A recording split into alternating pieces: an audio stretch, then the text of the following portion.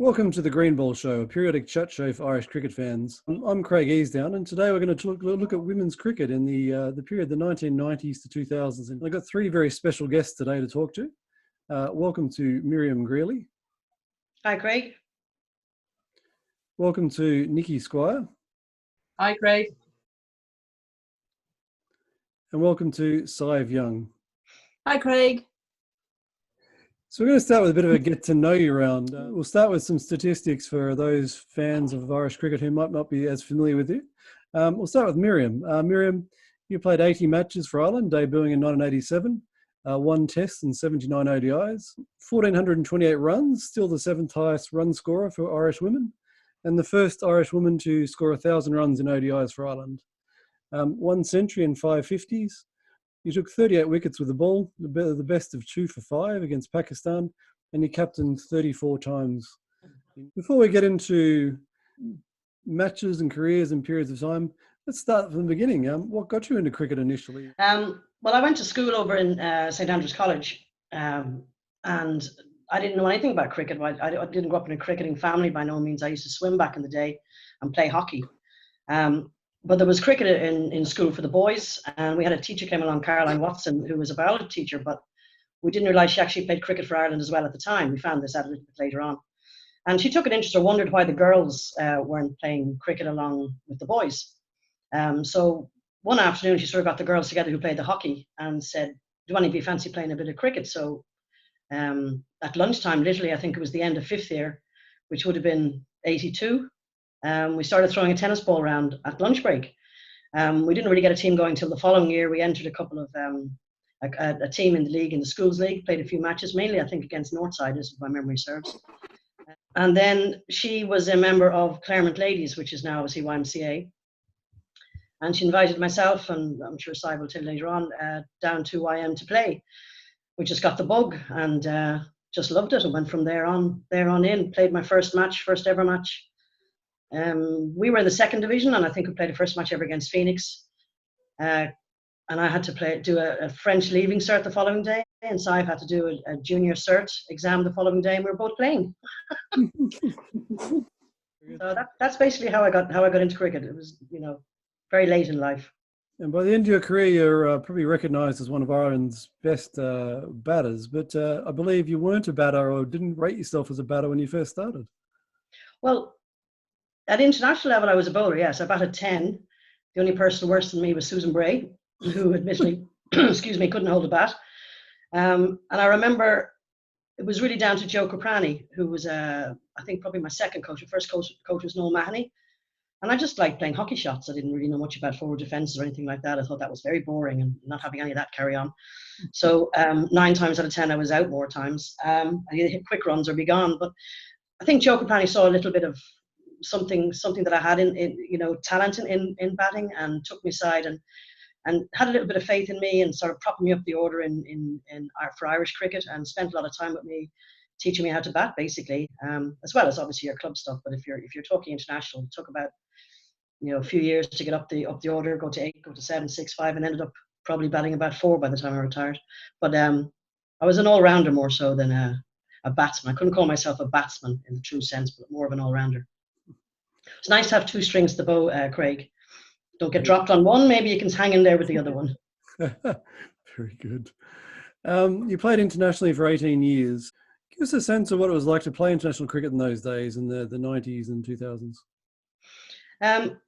Well, I mean, you're always very proud to play for Ireland. I always used to say to the girls, you put on your green shirt and it's the proudest moment of your life, and it always will be. When it came to the training aspect of things, in the summer we'd train twice a week with your club, and then possibly you'd have maybe every second Saturday you train as a unit in either Railway or YM or wherever. And the physical training they kind of left a little bit until the winter, because you're supposed to be fit anyway playing in your clubs, doing a wee bit of training in your clubs, so they didn't necessarily hone too much on that in the actual summer. Come the winter, obviously we had no facilities, but we used to go to Methody, and St Andrews College was our net sessions, which probably happened, girls, maybe about once every 3 weeks. But Methody was a great trip that we had about 3 times a year in the winter. And we do some board work, and we'd have people talking about nutrition. So the weekend we'd have in Methody was very important. Plus we had 5 Northern Ireland girls, I think, around that time involved in the squad. So it was only fair we travelled up there. And meanwhile, it was just Andrews training in nets, probably on an all-day Sunday, which then went into up in Balroddery, the nets up there. So just indoor nets at weekends. Physical training was an awful lot harder. They hired Vinnie Savinos to run the crap out of us. And that was really tough. I'll never forget it. And twice a week we do physical training. Wesley College was very good. A girl up there trained us. So we worked very hard on fitness in the winter, and then obviously the cricket at the weekends.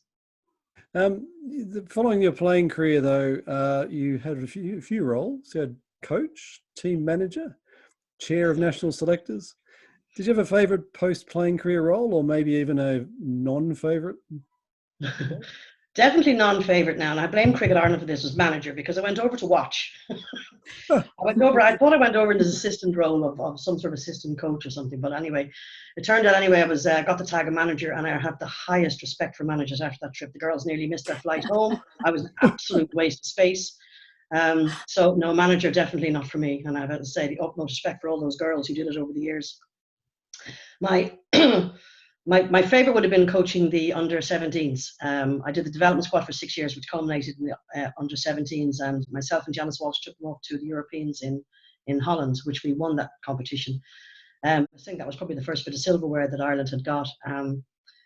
Laura Delaney, Kim Garth, Louise McCarthy, Shauna Kavanagh were on that under-17 side. So that was, I think, where when I did the seniors, it was something I possibly regret slightly. I wasn't ready for it. I blame Matt Dwyer and Adi Burrell completely for that, because they sort of coached me into taking that role on. But I'd only retired for two years, and I was too close. I wasn't experienced enough, and I really was punching a bit above my weight. So, but I think I enjoyed the 17s the most, for sure. And earlier this year, you stepped down as national selector, essentially ending a 40-year involvement, official involvement at the national level. Was that a hard decision to make? First, we would say 35, Craig, because that would make me like 16 now. So I'm not that old, but you know, it wasn't a hard decision in the end, because once those 4, I'd been doing the selecting obviously for the last maybe 6 or 8 years since I retired, and I thoroughly enjoyed it.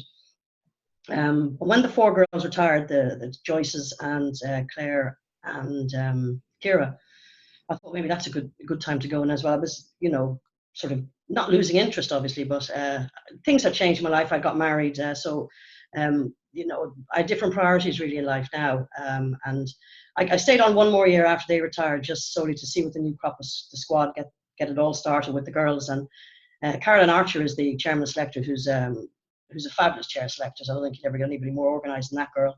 And I sort of had a chat to her and said, well, it's not very fair on me, because I was at some stage, and I'd worked shift work in the airport as well. So it was hard to try to get to the games. And equally then I was at some stage, it's not fair on the girls if you can't watch them 100%. You can't go to all those games.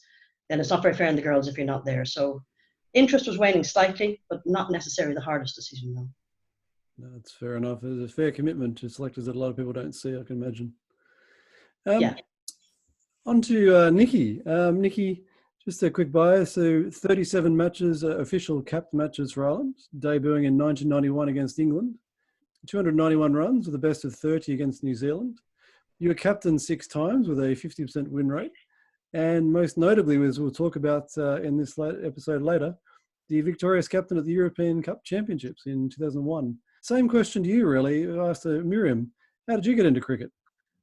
Well, basically through school again. Like, I would do any sport. I did hockey, squash, tennis, athletics, gymnastics, and the cricket had started up in Wesley College. So just natural progression was just to go and have a go, play it. So I started playing it in 83, in 4th year. You're only allowed to play it from 4th, 5th and 6th year.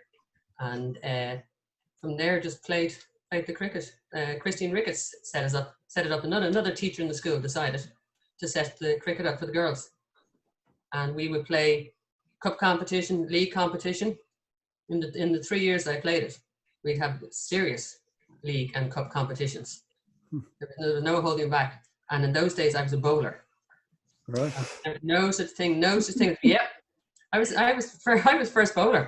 And I was getting wickets left, right and centre. And you played your club cricket with Railway Union, the famous club. Give us a sense of what club cricket was like for women in the 80s and 90s. Was there much stigma about being a female playing cricket in that period? I don't think there was a stigma, because in Railway, at least anyway, it was the men that coached us, and it was the lads that bowled against us. Mm-hmm. I mean, they'd bowl against us, and they would coach us, and they would do some fielding and all the rest. I mean, we were well capable, some of us, with fielding. No stigma. They couldn't take us serious at times in the beginning. They weren't able to take us serious. I moved up north, and I was in Belfast for a bit, and I played for a CYMS in Belfast men's team. And then I moved across to the northwest, and I played for St. Johnson in Section 2, which would have been Senior 2, in '96. And I got to face some interesting bowlers, a professional Australian leg spinner, Spiteri, I think his name was. Right. Hendy Wallace from Eglinton. Yeah, he was quick. He was interesting. But I mean, up there, they took you serious. Now, I was playing for St. John's, we were Donegal, but playing in the Northwest, and they took you serious. And Julie Logue was also playing for Bernadette in Senior 2 for their seconds team. So, like, I mean, the two of us, they talked to you. They didn't put you down up there at all. So, and then when I came back to Dublin, we were being taken serious then, because the Irish team was doing okay. I mean, they noticed that we were, like, taking it seriously, training. The men were getting involved with us. And speaking of the Irish international team, your cap debut was 1991 against England, which is quite a side to start against. Do you remember getting that call up? And did you get a cap or uniform as you would these days? We got a cricket jumper. We got our cricket jumper, would have been our cap. I don't actually wasn't given a cap. Right. You were given a cricket jumper. So you were, like, presented the cricket jumper, generally by the captain, before the start of the match, before the match started. Right. Presented with the cricket jumper, which was it was an honor. The very first one was an honor. I mean, to play for your country in any sport is an absolute honor. And I mean. And on to Saibh. Saibh, again, capped matches. You played 37 capped matches for Ireland.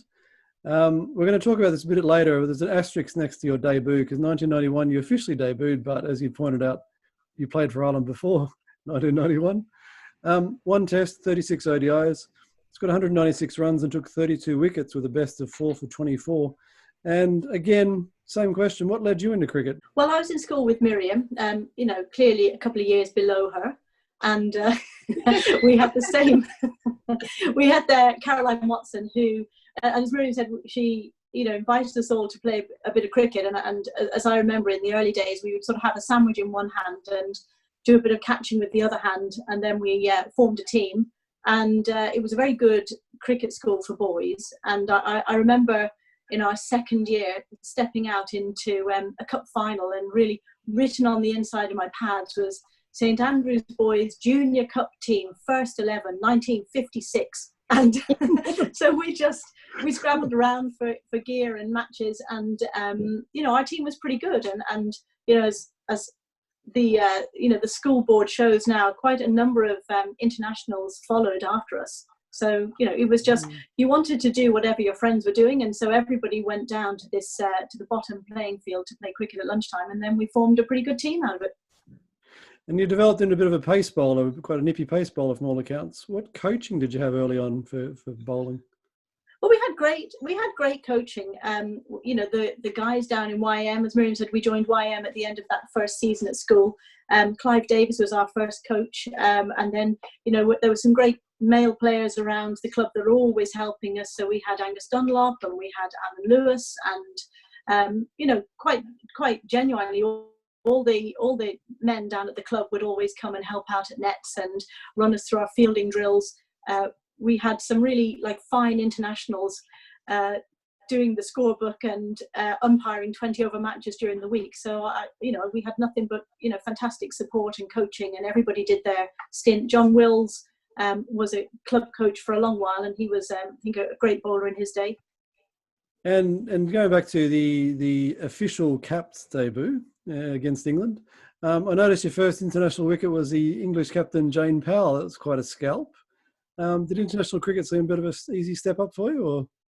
Yeah, it was. I mean, it was simple after I had toured with Ireland for 5 years before getting my first cap. So, as you mentioned, I went on my first tour in 1986 to Trinidad and Tobago. Pretty much played every game that wasn't cappable, including the last match of tour when everybody would really wanted to get a suntan. We all waited with bated breath for the team to be called out, and I had managed to secure my place as 12th woman again. And then, as you say, lots of tours, lots of matches, and then finally in 1991, I think I hold the record for touring with Ireland for 5 years before playing an actual capped match. And as you say, that I came on to bowl LBW against the England captain, who immediately turned to me and said, "It kept low." Anyway, we all checked the book, and it turns out she was out, so that was fine.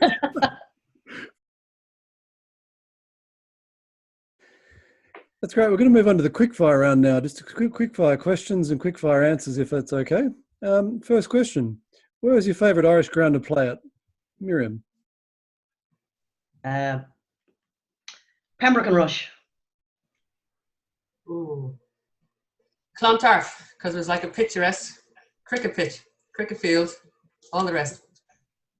Phoenix. When do you remember seeing your first women's cricket match? First women's cricket match was the one I played in, because I hadn't seen any women's cricket before that. So when I played my first cricket match, was the first cricket match I'd seen. Goodness. I have to agree. First one I played in. Didn't see it otherwise. Right. Same for me. Yep. Who were your cricket idols growing up? I always liked Ian Botham. I always liked the way he played. Sachin Tendulkar now, just love him to bits. Think he's brilliant. But as it's a women's thing, I'm going to have to say Debbie Hockley and Belinda Clark were two idols of mine, really. Irish women's cricket team. That's it. Didn't have any idols. Everybody I played with were our idols. So I mean, have to be. Fair enough. I would say Ian Botham.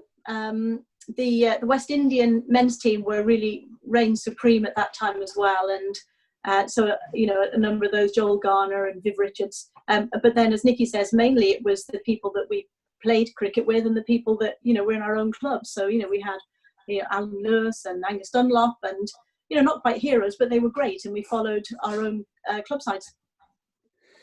Who do you rate as the most talented Irish batter you played with? I'm going to have to give you a couple, because over the period of time I played, I can't just name one player, because that would be fair enough. Would be unfair. But I'd have to say Stella Owens in the first era, because Stella was a wonderful batsman to watch. She was very natural, though she was actually predominantly a bowler. To me, she was an all-rounder. So I thought Stella was excellent. Katrina Beggs next, because for different reasons I used to battle a lot with Katrina Beggs the next era, and she was extremely hard to get out. She was an extremely hard worker, but she was very difficult to get out. I love batting on with Beggsy. And the other two in the last era I played with would obviously be Schillers and Isabel, and I don't have to say much about them. I think you know all about them. Fantastic. Of course. My four. I can't pick you, Miriam, because you're just sitting in front of me. But you'd Thanks, be Nick. No, I'll take that. You'd be one there. But Julie Lowe would be one, because for her flair and her fear, she had no fear. She had no fear, and she could just stroke a ball. It just looked like it just came natural to her. She was a natural when she was batting. And Anne Lennon, as a left-hander, was another natural. I mean, two youngsters that, if they were playing now, they're just great little natural batters. So, well, obviously Miriam and Nikki, amazing players, but absent the people on the screen with me, as Miriam says, I would have to go for Stella Owens in the early days.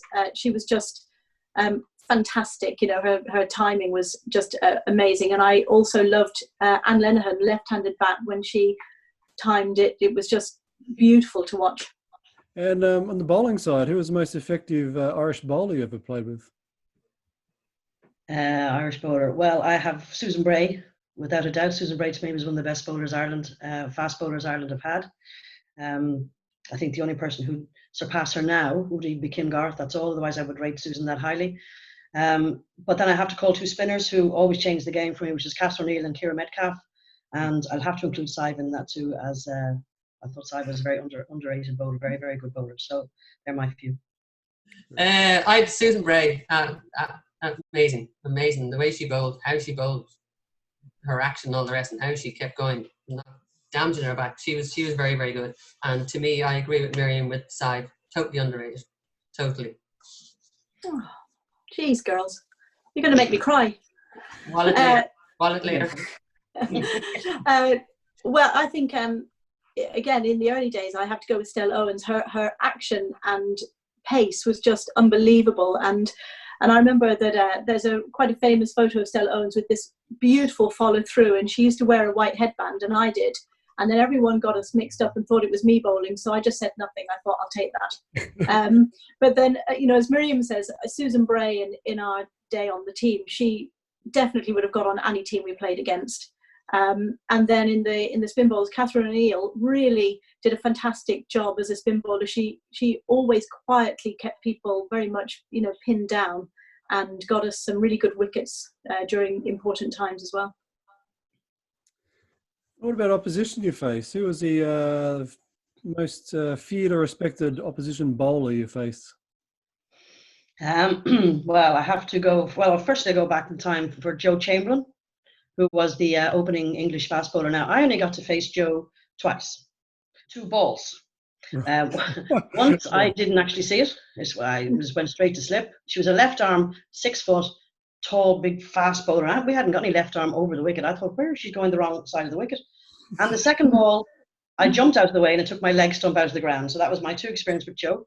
Obviously, the next time I saw her, she was on Question of Sport, actually. But then Catherine Fitzpatrick, without a shadow of a doubt, was a highly respected bowler. She was a wonderful bowler. Her run-up, everything was just sublime to watch. And she was a fierce competitor. I mean, she'd snarl at you. If you hit her, she'd just stare at you. And she scared me off and on the pitch, but she was a really lovely girl, actually, off the pitch as well. And then in the latter years, by my last World Cup, I think Juliana Goswami, I had the pleasure of this ginormous lady coming into bowl. I think in her delivery strike, she went up to about 10 foot. And you're always pinned on the back foot, but she was fast, nippy. So those are the fast bowling, would you believe? Spinners, no problem. Don't give me fast bowling. For me, it was Catherine Fitzpatrick. Just the speed. I mean, I'm never afraid of any bowler. I wouldn't step back and all the rest, but I mean, just the speed from her. And in those days, all I could do, we had no idea how to face someone that fast. All I could do was just swing the bat, and I got 2 fours through the slips, flying through the slips twice. Well played. Yeah, well played. And no, just too fast for me. Well, it's kind of strange because I was never afraid of the fast bowlers. But if you ask me to, remember bowlers' names, or they were definitely huge characters of the game. Everyone that Miriam and Nikki mentioned, but I think I was mainly out to spin bowlers. So I would, there was always a great chance of a nick, an edge, or you might even middle it. Whatever happened with the fast bowlers, some of these girls were really super fast, and you would just, if you got the bat to it, you would score a run. But with the spin bowlers, I was always like, what's going to happen next? What about the best opposition batters you came up against on the international stage? My 3 would be Belinda Clark, Charlotte Edwards, and Karen Rolton. Not bad. They don't really need, I mean, they speak for themselves, the names. So yeah, they're my 3. Fantastic batsmen. And the international stage, Belinda Clark, but I have to go to the domestic stage as well. Because in the domestic stage, there was one bat you always wants to get out, and that was Miriam. She was the one you really, in the domestic game, because she would just come out to the pitch and she'd take about 3 balls.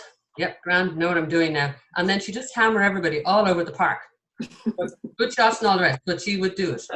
So, international Belinda, domestic, you're 1. And I would say that, Belinda Clark was a, fantastic bat, but also Lisa Kiteley, who was an Australian opener at the time, first woman to score 100 at Lord's. She was fantastic. And we always used to hear so much about Debbie Hockley from New Zealand. She wrote, all sorts of records. But actually against Ireland, I went back through scorecards at one point a long time ago, and she never scored more than 10 against us. And so everyone used to speak about Debbie Hockley, and we never really got to see her back, thank goodness. So before we get into particular matches and tournaments, we'll set the scene of the 80s, 90s and 2000s. Miriam, women's cricket in Ireland in those days wasn't under the Irish Cricket Union, now known as Cricket Ireland. Can you give us a bit of an insight into how the game was run and some of the financial challenges of those days? Well, it was run by the IWCU, the Irish Women's Cricket Union. Basically, it was a committee of extremely clever women who sat around a table in Judy Cone's house and organised our tours. From there was Mary Sharp, Siobhan McBennett, Judy Cone, others I can't remember, Mary Craddock. There'd be a player's rep on it, and I would sit in as a captain, and the captain sat in for a while and would leave again before the thing was over. But basically, they would ring up a country and say, can we come over on tour? It was that simple. The finances was the problem. We didn't have any money. We got a very small grant from the government. And basically it was all fundraising. I remember one walking from Belfast to Dublin. You had to pay for your own trips, whatever little money the Irish Women's Cricket Union had. Went to try to our flights. If we didn't pay for them, try to help out a little bit, give us a little bit of pocket money when we were away. But basically, you paid for yourself. You got a little bit of sponsorship. Individual. We used to do brochures that people could advertise in the brochures. And somebody would sponsor us water bottles, something as simple as that. Somebody else would sponsor us shirts. So it was financially it was very tough. But the IWC were so good at what they did. They took an awful lot away from us as players. So they did so much work behind the scenes, and we literally hand them a few bob to play, which we didn't mind doing back then. We were all working. Most of us were working at the time. You'd go on tour, but it really was down to those girls, but the amount of work they put in to make our life very easy and play for your country. Saibh, selection is a much scrutinised part of the game of cricket. Can you give us a sense of how international selections were made?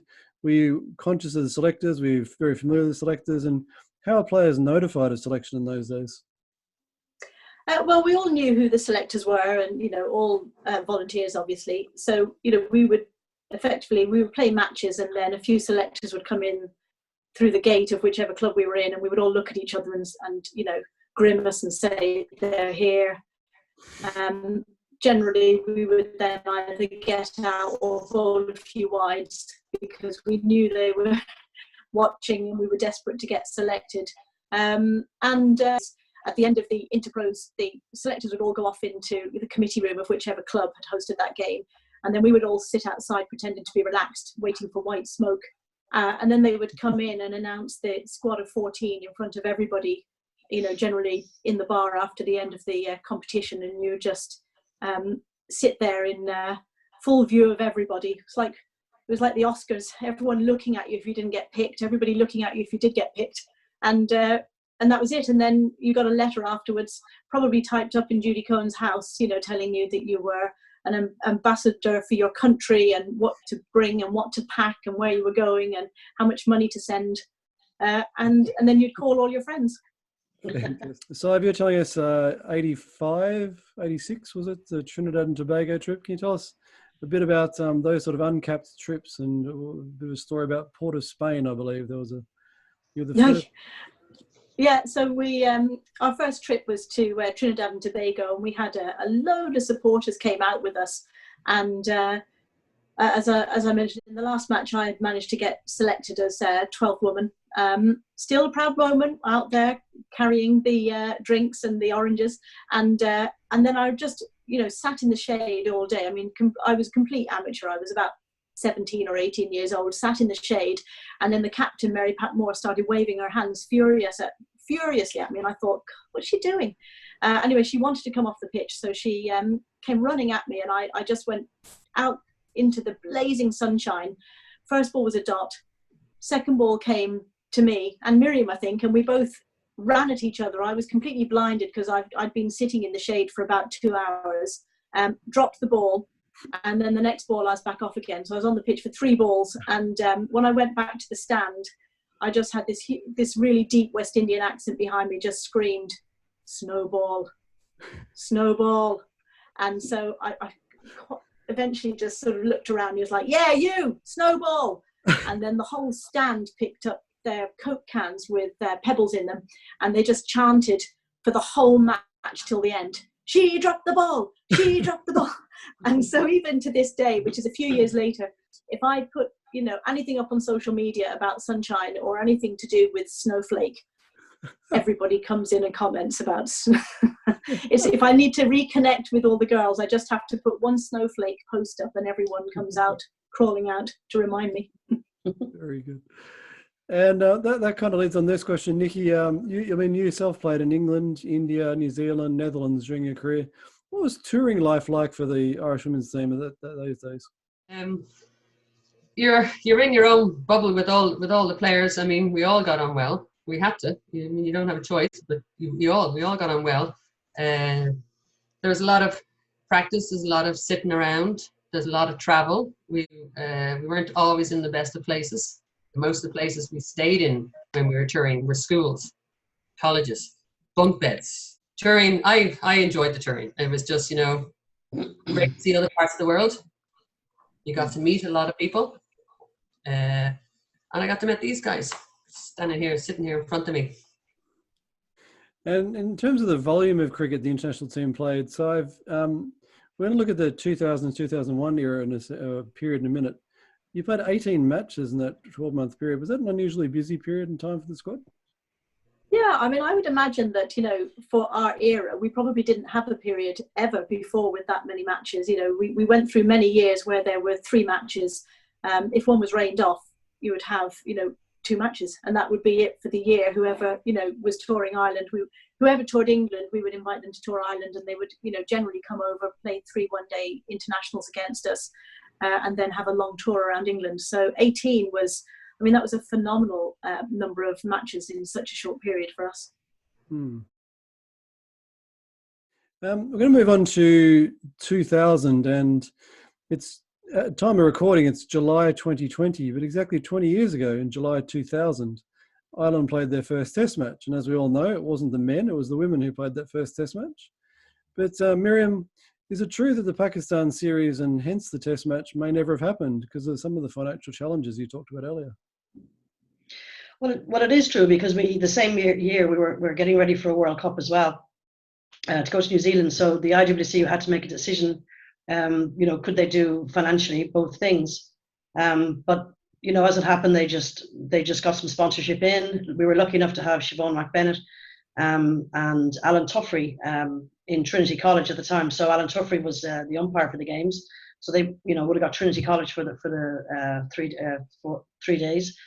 Also, there was a Pakistan restaurant close by that fed the Pakistan girls on their off days as well, and the girls were billeted out. So we cut costs as much as we could because the IWC didn't want to miss the opportunity of playing not just a test match but a few games against international opposition before the World Cup. So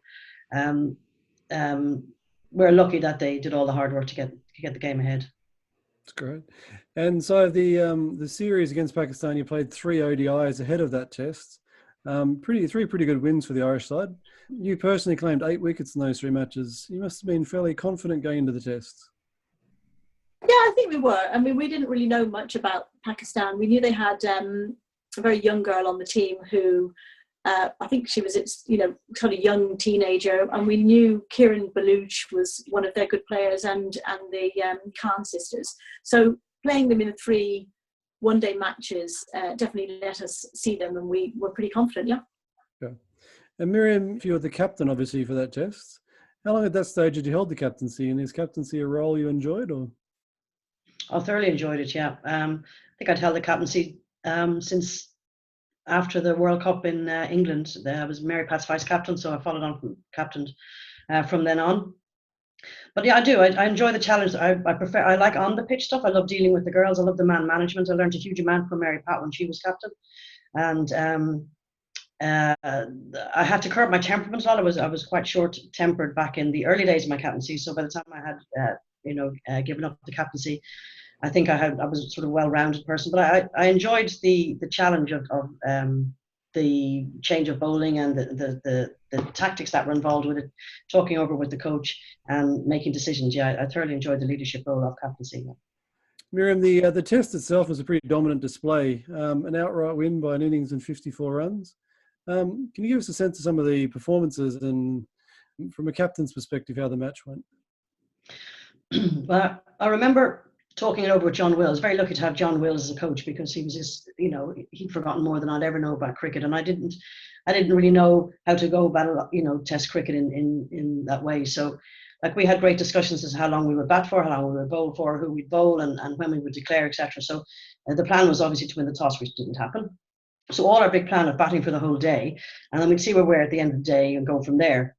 They won the toss and they batted first. So the first day, I remember that the medium pacers, as far as I can remember, I found it actually quite boring, because they would play a forward defence, so they would just leave the ball outside of stump, and play a forward defence, leave the ball outside of stump. And I thought, I remember Isabel Joyce saying to me, "My God, I'm absolutely bored. Would I ever play a shot?"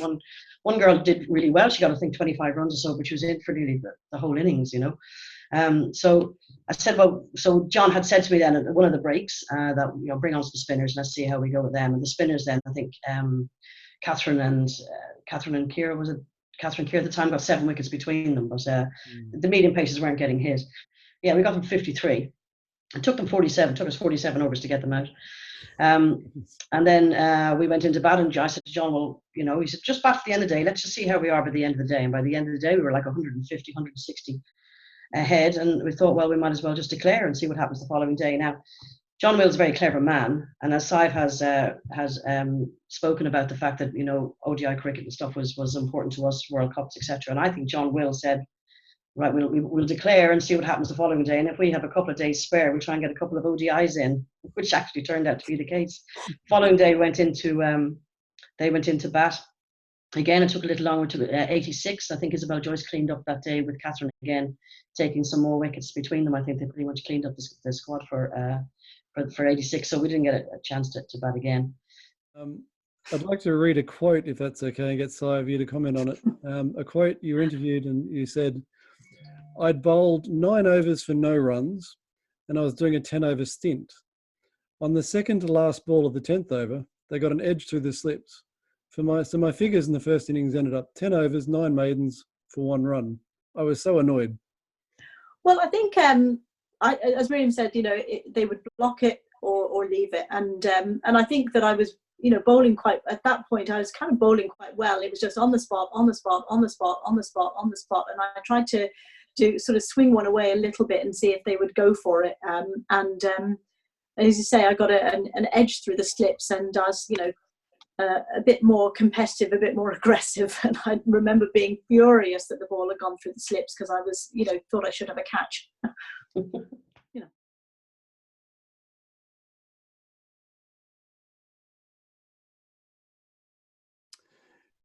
Very good. So that was July, early August 2000. Now we're moving forward about 4 months. We moved to December 2000, and the World Cup is on in New Zealand. Miriam, the World Cup at that stage was an invitation rather than qualification event. And I noticed the average age of the World Cup squad for Ireland was about 27, so it seemed quite an experienced side. How is the squad feeling ahead of the tournament? Well, we had played quite a bit of cricket, as you say, leading up into the World Cup, and we've been training really hard. It was an experienced side in the sense of some of our ages, but yet we had, the likes of Laura Mullins, Isabel Joyce, people. They were only very young. Chillers, I think, was only 19, Kira 21. So in that regard, it wasn't very experienced. We had an experienced bowling and fielding attack. I think our batting possibly wasn't as strong as it possibly had been before, but so we're always quietly confident ourselves as a unit going into the World Cup and just see what unfolded. It was a long tour, and we just took one game at a time. But it was experienced side in one way, but inexperienced in another. Okay, and so keeping in mind that it's an amateur game at the time, and the tournament was in New Zealand, were there any challenges for players in balancing such a long trip and long cricket tour with other parts of life? Well, as Miriam said, we had a few, younger players with us this time around, and I think, that was a fantastic trip for them. I was probably one of the more seasoned players at that stage, and the time difference was, probably as big a time difference as you can get. And I certainly was on the phone. I was working in London at the time. I was on the phone many nights till 3-4 o'clock in the morning.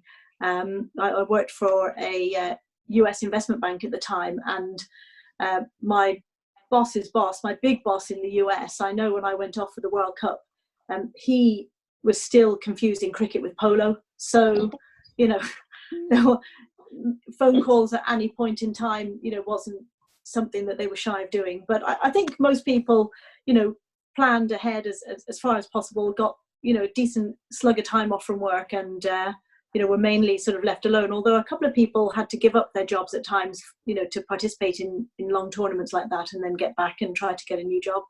And Nikki, you're back in the side of that stage, and did the Irish side get much of a preparation or warm-up heading into the tournament? Do you remember? It was December 2000, and you'd finished the home domestic season probably in September.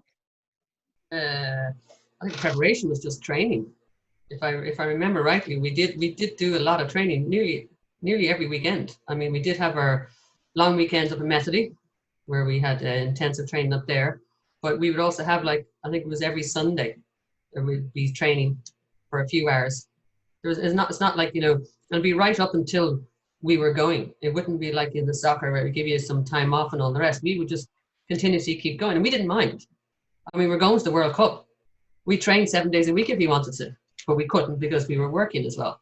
And that was the hardest part. You know, you had to try and get in as much work as you could, so you're taking the time for your holidays, is when you're going away to the World Cup. But we continuously kept training.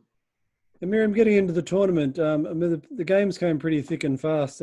Every second day, I think you were playing games. And 3 of the first 4 games were against New Zealand, Australia and England. But you touched on the game against Sri Lanka there. It was a close run result. I think 10 runs or 14 runs you lost by. Was that a near miss, and was that a disappointment? It was terrible. It was a tragedy, that game. There were so many run-outs in it. The first few games, yeah, New Zealand, and sort of myself and John had a plan that we would try to perhaps, if I could actually finally win a toss, maybe we'd have a bowl first. And, you know, the plan was if we could, the way we thought that we could possibly win a game was if we could keep a team to about maybe 200 or 180 and just see how we got on, the big teams. But I managed to lose the tosses, and we were always thrown in against the first 2, I think, New Zealand and Australia. We didn't make 3 figures, and then they'd knock it off in a quick, smart time. But we'd try and get as many wickets as we could in that. But the Sri Lankan game, the 3rd game, yes, I think I lost the toss again, and they batted first, which I didn't mind, really, to be fair. And we had a superb bowling and fielding performance, and bowled them out for, I think it was 119. I thought, well, this is our one chance. So it was like rabbits caught in headlights all of a sudden. It's where, as I say, about the inexperienced batting came in, and there was like 4 to 5 runouts. Down to nerves, perhaps, down to the fact that we thought we were going to win a World Cup game. I remember being run out. I can't remember how, but I remember being absolutely livid. But I remember turning to Schillers then, who was probably batting about 7 or 8 at the time, and I think we needed about 40 or 50 runs. But someone like Claire, possibly, you know, it was far too much left on her shoulders, and she wasn't able to pull it off that day. But she did a damn good job trying it as such a youngster. But then the next day we had to play England again. I think England 2 days later, and same sort of thing happened. I think we got over 100 runs against England, so we were getting a little bit better. And then we finished up by, I think, beating Holland. So, you know, it was Sri Lanka was a big disappointment, I have to say. Yeah, but that actually leads nicely to the next question I was going to ask Nikki. Was on the face of it, if you look at the tournament as a whole, as the longer it went on, the more runs you put on, the more competitive the games were. Was it that simple? Was it the more you played, the better you got? I actually think it was, because even though we did a lot of training and all the rest, you never get to play together. We didn't, like, there was the test matches, but not everybody that went to the World Cup was playing the test matches. So when you're playing in the World Cup, then it's also, you're acclimatizing yourself for big travels and all the rest. Is totally different. It's a big World Cup stage and all the rest. The first couple, like the first match you're going to have is going to be like goosebumps, all the rest for you. Even for me. I mean, even if it wasn't my first World Cup, the 3rd, but it's still like goosebumps. You're in a World Cup again, so you're nervous to start and all the rest. You're going to fumble the ball if you're in the field or something like that. The more we played, the more we got to play together. So the bowler could understand. Bowler would know who the players were in the field, where to put them, all the rest. But then it was thinking the player might just move another step to the left or something themselves, but they know what the bowler's going to do. You got to learn to know each other as you're going along. Same with the runouts. Normally we're very good with the running in between the wickets, but as we went along, yeah, I think we did play much better. So we're going to move forward now another 6 months. Disappointment of the World Cup moves into a new phase, which is the European Championships of 2001. And Nikki, captaincy, you're the next captain off the rank. Was captaincy on your radar, or was it a pleasant surprise? Surprise. Wasn't on my radar. I think it was wrong letting Miriam go. I learned a lot from her by playing with her as a captain, how she works, how she does it. So I learned a lot from her, and then I had my own take as well on it. But to me, it was a surprise. Before we get into the European Cup, though, Miriam, you played a 3-match Odi series against Australia at home in July. In the second ODI of that series, you scored a half-century against Australia, which I've heard you rate as your potentially best innings for Ireland. Why so? Well, if you had Catherine Fitzpatrick and Charlie Mason pinging balls at you for about 20 overs, and you're black and blue, and they're growling at you, and you hate fast bowling, it would be definitely my hardest fought 50 ever. And as soon as I got myself out, but no. Look, it was facing Catherine for as much as I did, and then she's just finished a couple of overs, and next comes Charlie Mason, and he's a different type of bowler, but pace-wise exactly the same. And you know, if Fitzy could hit you on the shoulder, and you sort of wince from when she try and hit you a second time on the shoulder, you know, so she was a ferocious bowler, and I just had to dig extremely deep. And I think I might have been batting with Beggsy at the time. I can't quite remember, but whoever was batting the far end with me was wonderful to bat with, because they kept making me laugh and geeing me up and saying, you know, look, just close your eyes and smack one and try and get a 4 at least. Then, you know, that'll shut her up or something. But it was a very hard fought 50 runs. I've got more runs against other teams, but this one was definitely the one that I had to work the hardest for sure. And Fitzy was the first person afterwards to congratulate me, I have to say. Good. Good to hear. Nikki, you went into the 6th edition of the European Championships against an English side that had won the first 5 straight titles. What were the feelings and expectations going into it? To win. Well, that was just it. To win. I mean, I didn't even have to G up the players. They were all wanted to take the English apart. One of the facts was because they'd sent their under 19, their under 9 was under 19 squad, wasn't it? It wasn't under 21, it was under 19s if I remember rightly. They sent the English under 19s. Now they did have some good players in that who were also part of the full English squad, but it just, to me, and I know to a lot of the other players, it was just like, you know, a stab in the back. Like, you know, we don't need to send our full team because we've got other matches to play and all the rest. So we'll just send the others and they'll just beat you. So straight away that was got our backs up and that we wanted to win. So everybody was, I mean, as I said, the team talk didn't have too much. Everybody was there, ready to go. So, Nikki, while the tournament didn't have a dedicated final, Ireland and England both won their 2 lead-up matches. So, effectively, the last match was a de facto final. Yeah, I mean, it was an amazing final, and everybody just really joined in. And at the end of it, I think everybody, even though everybody was like hugging and all the rest, everybody was just like deflated because they put so much energy into that one game that they weren't going to be beaten. I mean, this is one game that we could win the Europeans. We never won it before, and everybody was slowly realizing this without going overboard, keeping focused in the match. Let's specifically talk about that final match. Saibh, I just want to set the scene. Ireland are defending a small enough total of 116. England have made their way to 48 for 3. Laura Harper's on strike. She's got 23 of those runs. And she's facing you. You come into bowl. Now talk us through the next 3 balls. Well, so I came into bowl. Laura Harper was, you know, really highly thought of as being, you know, she was on the England team, and she was really thought of being the future of English cricket, or, you know, very highly thought of. And so I just marked out my run out, 17 paces as usual, charged in, let go of a kind of decent ball. She got a good smack at it, and then Barbara McDonald took a fantastic catch. And that was the first ball of my hat trick. And, you know, the sideline, nobody shouted well bowled, everybody shouted well caught, well fielded. And then we all got really excited because, as you say, it was a very close match. Laura Harper, I think she was still the top scorer on the day. She was doing well. Back to the spot, and then the next ball was actually a good ball. So it swung a bit, came in, clean bowled. And then we all started to go a bit mad. Everybody ran to the centre, and I just remember we were all screaming. And mainly we were all screaming at each other to calm down, until Nikki was also screaming, calm down, everybody calm down. And we were all screaming, we could do this, calm down. So there was very little time for team talk because we were all screaming at each other to calm down. And then Nikki popped over to me and she said, look, Saibh, I'm sorry, it's a really close game. I know it's a hat-trick ball, but we can't all come in. Is that all right? And I remember saying distinctly to Nikki, it's fine, I'll just bowl the next one out. So so we'd had Laura Harper out, Ebony Rainford Brent, who was also on the England team and went on to have a fantastic career with England. Sarah Clark, who was a county, she was sort of England junior under 21 player. She came into bat, and I somehow managed to bowl exactly the same bowl, clean bowled her, and then we all ran into the middle again, screaming calm down at each other. And that was it. So 1 minute it was 4 for 48, and the next minute it was 7 for 48, all out for 60, and we'd won. Fantastic. Great recording. And Miriam, you previously said that was probably your proudest moment of playing for Ireland, that win. How so?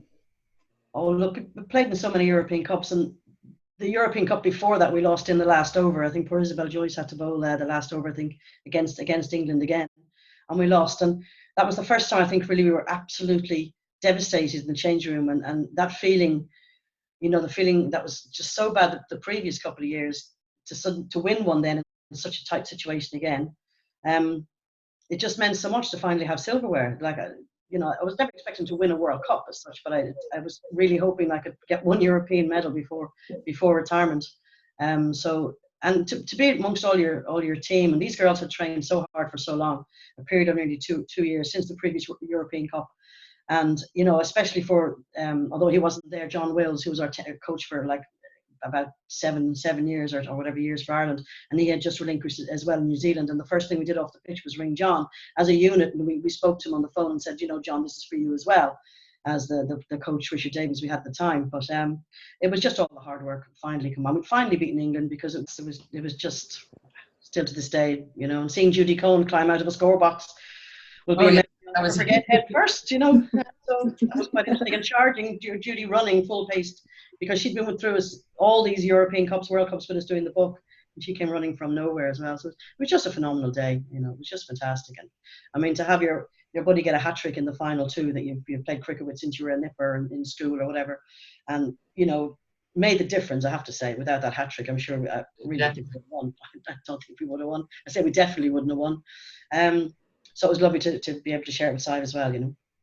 19 years later, it still seems like the other day for you. Yeah. Very good. All good things must come to an end, and all three of you eventually retired from the game. Post-playing career, though, and staying within cricket, Miriam, in 2017, you received the honorary life membership of the MCC. How did you find out about that, and how did it make you feel? It was April the 1st. I got an email from the MCC, and I was sitting watching TV, and I read it, and I said, Cora, look at this. And I passed it over to Cora, and she said, oh, look, honorary life member of the MCC.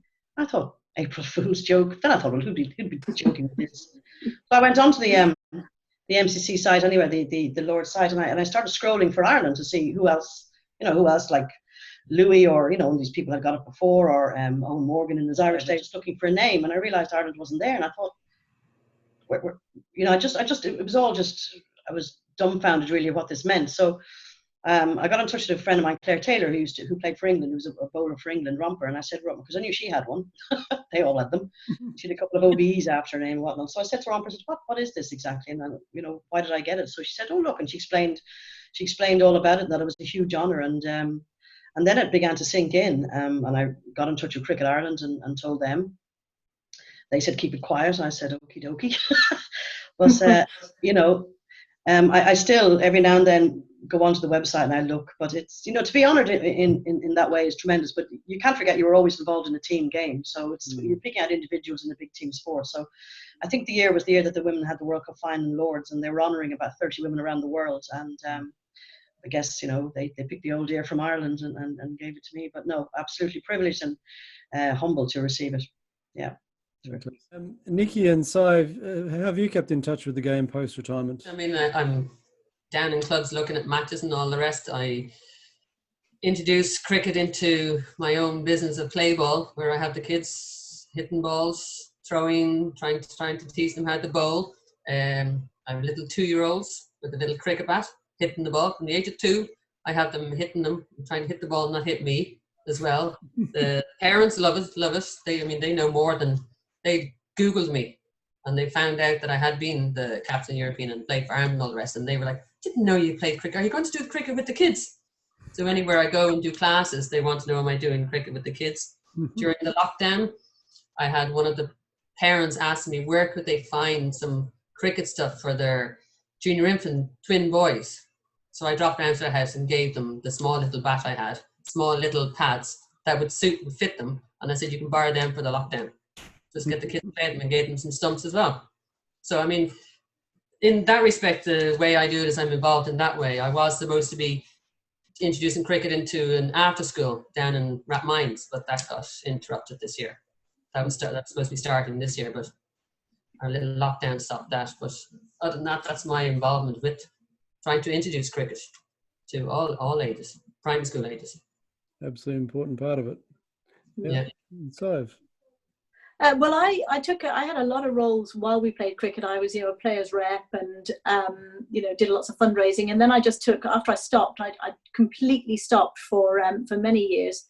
And I've got 2 boys, and they joined the local cricket club. And I remember going down for the winter.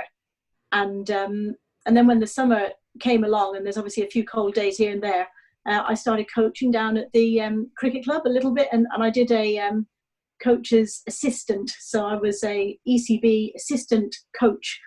So I helped out a lot, and I'd forgotten, really, it had been so many years, I'd forgotten how much I just loved standing in cold wet grass in the middle of summer when it's actually pretty cold. I just loved it, running around the place coaching. After that, I was got quite friendly with some of the people who run a charity in the UK where I live, Chance to Shine. It's a charity established by Sir Mervyn King, who is the governor of the Bank of England, and now I'm on the risk and audit committee, and it's pretty good. It reaches cricket lets cricket reach into schools. It's not so much about trying to find the best cricketer, or it's about getting cricket back into state schools and street cricket to enable matches be played in really small inner city areas. So it's really good. It's really good charity. It's fantastic to be connected with it. And then during lockdown, I've had my funniest moment during lockdown, where the PE teacher at one of my boys' schools sent some cricket videos around to all of the kids, saying, keep your skills up. So I remember I was in the kitchen, I just like, leave this one to me. Anyway, I had my 12-year-old out in the back garden. I changed his grip, and he thanked me with a black eye. So during lockdown, I spent a week or so with a sort of a greenish, brownish eye. And as everyone knows, with their I work for a bank, and I had to join a pretty important WebEx meeting with a green eye stretching out to the side, which kind of delayed the meeting by a little bit, as everyone was like, didn't you used to play cricket? So that's been many people's favorite lockdown story, how I've joined the meeting having taken over cricket skills, and ended up with my own black eye.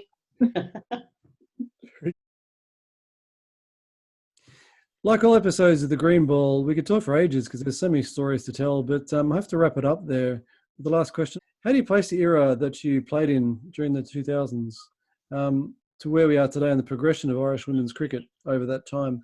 And as a secondary question, if you had the opportunity to be a professional cricketer, as women are starting to today, would you have gone down that route? Well, I guess I'll start with the professional route. I wouldn't have been a professional cricketer. I absolutely, adored playing cricket with my friends. I trained, I believe, as much as I possibly could. Starting when I was young, pretend bowling down the aisles of Super Quinn with my mum telling me off. Hitting balls at dark into around the garden. So as much as I could possibly train, in the club, weekends, 7 days a week. You know, I did as much as I could and played as well as I could. I think if I was professional, I might have been a better player, but I think that, you know, we learned a lot. We had a fantastic time. We made great friends. And for me, to be able to, you know, forge a career, work and play, you know, probably facilitated by so many clubs being in such close proximity, was just, you know, a really sort of wondrous time. In terms of the players now, you know, whenever I get to a match, I just look at them in wonderment. You know, they're absolutely fantastic athletes, and you know, and you see, you know, the way the Joyce sisters and Isabel Joyce progressed as a player, and I think Kira Metcalf was, you know, had the, you know, best bowling figures in one World Cup. In, you know, she topped the stats, and now Kim Garth, you know, off in Melbourne as a professional. I just think that, you know, these girls are doing an absolutely unbelievably, you know, fantastic job with their cricket, and I wouldn't mind having a game against them, but I'd have to take a few years off. What about yourself, Nikki? The short answer is no. I wouldn't want to be professional. I mean, I played all sports. I played all sports at a high level. I was lucky to go play hockey for a club in European Club Championships. I ran for Ireland at schools level. I played hockey for Ireland at schools level. Played squash at Leinster level. I mean, I was for all sports, and each one I learned something different, meet new people. The professionalism, it's going into every sport, and you see it's I don't know if the enjoyment's coming out of it a bit. It's just, we didn't need to be professionals back in the day, because we were professional. We put 100% into it. We would travel from Cork to Belfast to go and play a game. That's what we wanted to do. We would take 4 days holidays, stop your job, and you'd go and play cricket, and then you go back, as you said before, another job. It's something that we wanted to do. The girls, I mean, the standard they're at is amazing. I wish them well and all the rest, and those that are going to go forward as professionalism, I really do wish them well, but never. I wouldn't have been starting my own business if I had been a professional, and I enjoy what I do now. So, no. I kind of hear what both the girls are saying. I think I possibly would have loved to have given it a go to be a professional cricketer. But I think there's a lot more to it when you see the professionalism of the girls now in the WBBL. Purely for the sake, I would have, with all the training and with all, say, the money behind, how good could I have been if I was a professional cricketer? So in that context, perhaps I would have liked to have given it a bit of a go. But having said that, when I was over in Australia, I chose to party rather than stay there and play cricket. So I guess that might answer a little bit of a question. But I was only 22 at the time. So, I see, as Saibh said there, I see it's a different game now. The mental aspect of the amount of strength you have to be a professional cricket player. When you watch WBL, the amount of mental strength you have to have, and whether I would have had it or not, I don't know. The girls now, as Saibh and Nikki have both said, I have the utmost respect for them. I see now when I was in selection, you give them the part-time contracts. The amount of work that they have to do, they've been looked after very well, but we expect from a sort of selector's point of view in that regard, we expect very high standards. They cannot miss training. They have no excuses. So it's a completely different life for them. And as Saibh said, the Irish girls are doing wonders, the way we have improved all throughout the years, culminating with Kim, who's still, you know, Irish, obviously playing at the top level of her game over there. So you know, that's really about it. We're going to have to wrap it up there. It's been a great chat. So we're going to say thank you to Miriam for joining us. Thanks very much. Great to see you again, girls. Thank you to Nikki. Thank you. Really enjoyed it. Thanks very much. And thank you to Saibh. Thank you very much. It's been fantastic. Thanks. Thank you for watching, everybody. This has been the Green Ball Show, and we hope to join you again soon. Thank you. Farewell.